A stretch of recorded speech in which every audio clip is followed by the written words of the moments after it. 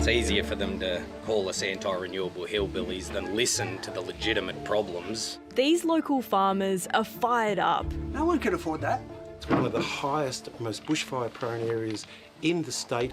If they lose control, it will go, and then it'll be chaos. Also, the CFA guidelines they've done. Dedarang is a small town of just 200 people in Victoria's northeast, nestled in the lush Kiewa Valley. For 18 months, the town has been fighting against proposals to build 2 battery developments, which would store renewable energy. If it's needed in Melbourne, put it closer to Melbourne on flat, arid land, not prime agricultural land. 18 months ago. This meeting is one of many the locals have held to discuss how to get the projects shut down. These batteries do nothing for us except create fire hazard and problems. Sharon and John McAvoy are in their golden years. They've raised a family and lived on this property for the last 40 years. The 2 battery energy storage systems are proposed to be built on the private property next door. So the first one is basically at our front door, 450 metres, downhill, a slight incline. And then the other one is uphill from that proposal, a couple of hundred metres, and that would be about 600 metres from our house. We are concerned for the environment. Sharon has been spearheading the campaign against the batteries. Last year, National Senator Bridget McKenzie threw her support behind the town. What is happening to your community is happening right across the country. 2 companies, Mint Renewables and Trina Solar, submitted planning applications to the Victorian state government to build lithium-ion batteries in Dedarang. Battery energy storage systems, also known as BESS, support wind and solar renewable energy by storing excess electricity and releasing it when demand is high. Trina Solar's country manager for Australia is John Zong. The majority of the town in Dedarang is against the proposal. How do you push on with it if they don't want it there? Yes, we understand the community have concerns about that. It's just like our kids, my kid doesn't like go to prep. But then I have to tell them that, hey, going to prep is about, it's part of your journey to actually learn and study and to become an adult, right? But these residents aren't really like children being forced to go to school. These are landowners that have lived there for decades that don't want this here. Are you saying you're just going to ignore that and push on with it? Well, we didn't ignore that. We did receive their submissions. We take their comments into account. And then we address their comments as well. The history of fires, 1968, 2003, 2006 and 2009 Black Saturday all impacted on this area and the community, and particularly where these proposals are to put these new batteries. You're a CFA volunteer, your fiancé Darren Yes. is a CFA volunteer, your dad's a former group captain at the CFA. Yes. Would you all have to fight a chemical fire if one did erupt? That being, well, you can't, because it's incredibly toxic and we're not hazmat certified. No one's going to get on the fire truck anyway because it's too dangerous. If a bushfire is raging around the site or comes from within the site, it's going to be really bad because, we've got that real world example at Moss Landing. That's not even a high bushfire area. Moss Landing in California is home to one of the world's largest lithium-ion battery plants.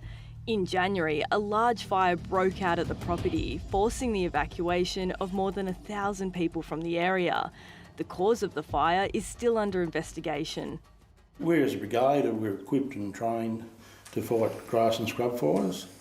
A battery fire, all of a sudden it's involving toxic chemicals and smoke, and we don't have the equipment or the training to deal with that. So what we find is lithium-ion batteries do have a tendency to overheat, and that's why we have a safety mechanism in them, which is called the battery management system.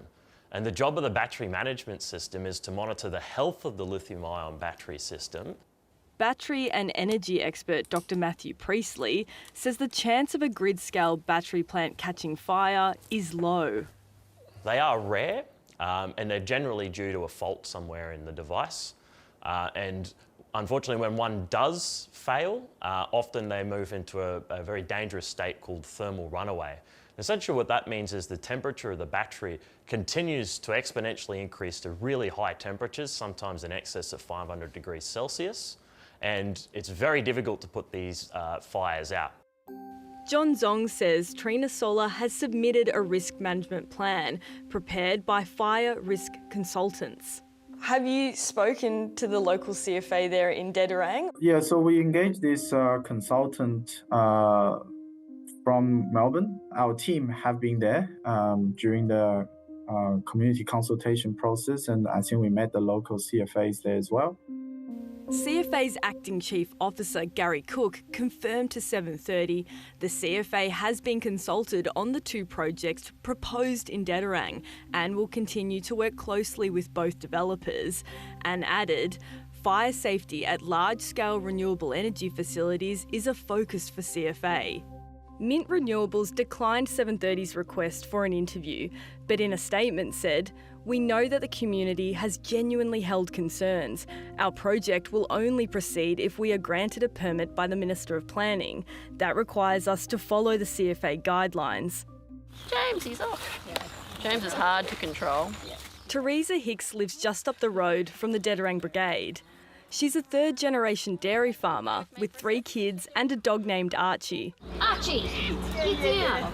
Hop out of the garden.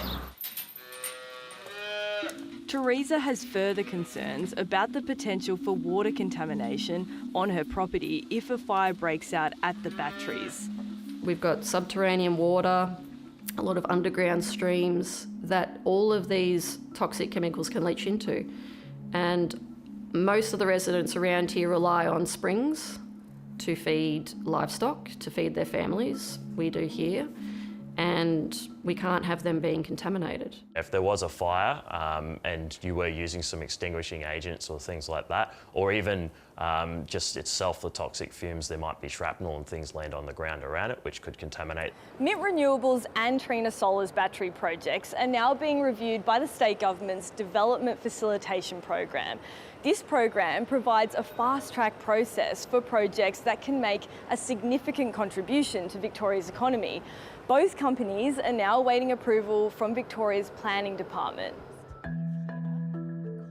7:30 requested an interview with Victorian Planning Minister Sonia Kilkenny. She was unavailable. The request was handballed to Victorian Energy Minister Lily D'Ambrosio. She also declined an interview. In February, the locals had a win when the council agreed to write to the Victorian government opposing the Mint Renewables project. So 5 councillors voted in favour of opposing it, and so we won that, and that was just amazing, I was crying. Earlier today, the council voted to formally oppose the Trina Solar battery project. So I'm a retired school teacher, senior maths, and this is my retirement. I did not think I'd be writing, documents on community consultation, on development plans for BESS. I've lost. I don't get to work with my husband on the farm. It's just it's all consuming. But then I go, if we lose this battle, I gave it my best shot.